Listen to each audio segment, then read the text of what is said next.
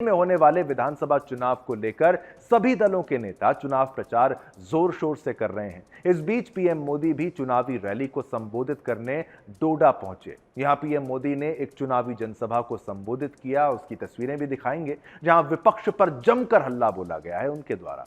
PM Modi ने यहां धारा 370 हटने के बाद विकास के बारे में जानकारी दी, साथ ही आतंकवाद से परिवारवाद तक हमला किया है, सब पर हमला बोला है।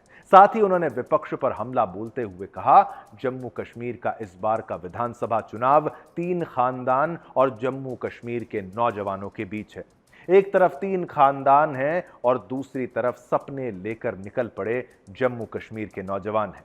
एक खानदान कांग्रेस का है, एक खानदान एनसी यानी नेशनल कॉन्फ्रेंस का है, एक खानदान पीडीपी का है। तो तीनों पार्टियों को आड़े हाथ लिया है। एनसी की बात हो, कांग्रेस की बात हो या फिर पीडीपी की बात हो, इन 3 खानदानों ने मिलकर जम्मू कश्मीर के साथ जो किया है वो किसी पाप से कम नहीं है। ये तीनों खानदान जम्मू कश्मीर को दशकों तक बर्बादी देने के जिम्मेदार हैं। आगे पीएम ने कहा कि इन तीनों खानदानों ने यहां करप्शन को बढ़ावा दिया, जमीन कब्जा करने वाले गिरोहों को बढ़ावा दिया है, छोटी छोटी सुविधाओं के लिए आप लोगों को तरसा दिया है इन लोगों ने।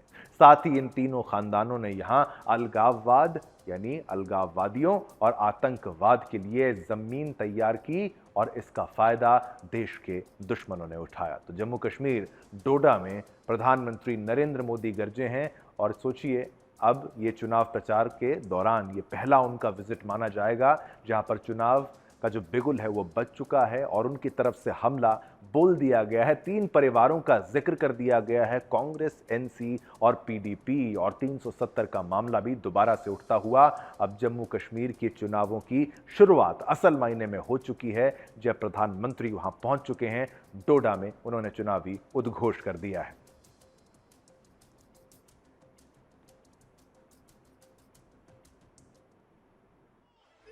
ये 3 खानदान, एक खानदान कांग्रेस का है, एक खानदान नेशनल कॉन्फ्रेंस का है, एक खानदान पीडीपी का है।